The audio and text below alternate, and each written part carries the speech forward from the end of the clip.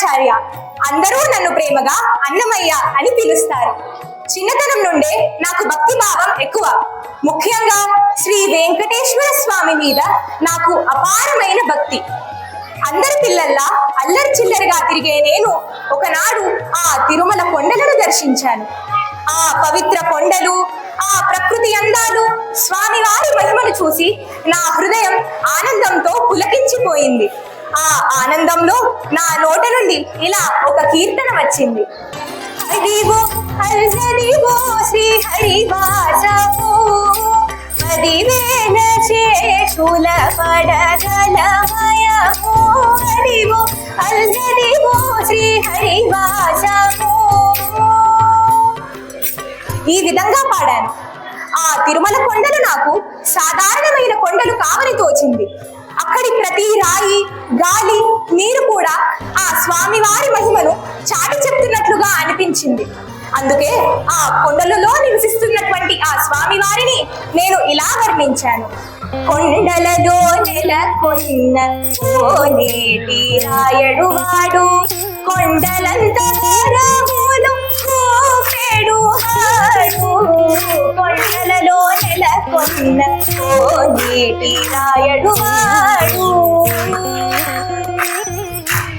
స్వామివారి మీద భక్తి ప్రపత్తులతో నేను వేలాది సంకీర్తనలను రాశాను. నా జీవితంలో సుమారుగా 32,000 సంకీర్తనలను నేను రాశాను. నా కీర్తనలో కేవలం భక్తి మాత్రమే కాదు, ఒక గొప్ప సందేశం కూడా లభిస్తుంది. మనుషులందరూ ఒక్కటే, ఆ దేవుని దృష్టిలో అందరూ సమానమే.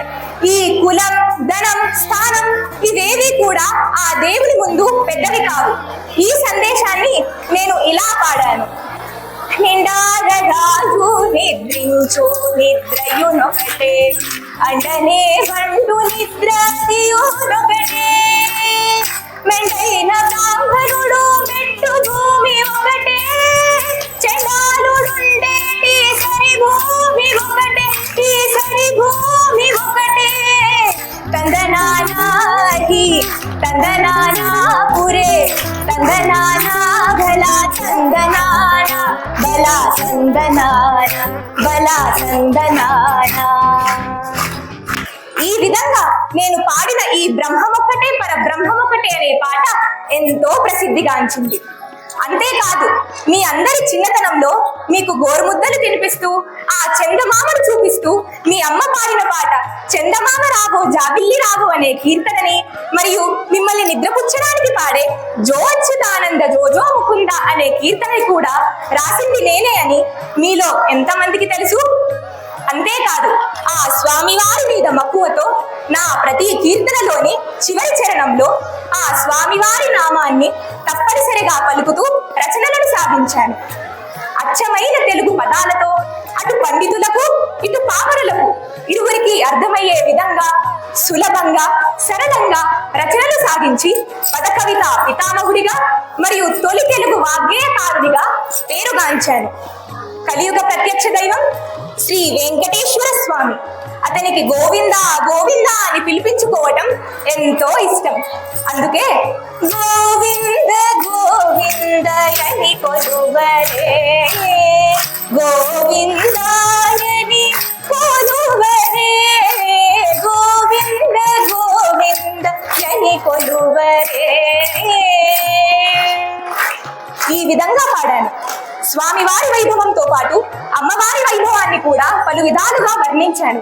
ఇలా ఏమని పొగడుదు ఆమణి శోభకుల అలమేల్ మంగ, ఏమని పొగడుదు. ఎంతో మంది రాజులు నన్ను ఎన్ని రకాలుగా ప్రలోభ పెట్టినా, నన్ను నిర్బంధించిన నేను మాత్రం ఆ భగవంతుణ్ణి తప్ప మానవ మాతృలను కీర్తించనని నిర్ణయించుకున్నాను. అందుచేత సత్కర్మలను ఆచరిస్తూ ఆ భగవంతుని నమ్మిన వారిని ఎల్లప్పుడూ ఆ దేవుడే రక్షిస్తాడు. కనుక మనం ఎల్లప్పుడూ సన్మార్గంలోనే నడవాలి. సర్వే జన సుఖినో భవంతు, సర్వే సుజన సుఖినో భవంతు. ఏడుకొండలవాడ వెంకటరమణ గోవింద గోవింద, ఆపద ముక్కులవాడ అనాథ రక్షక గోవింద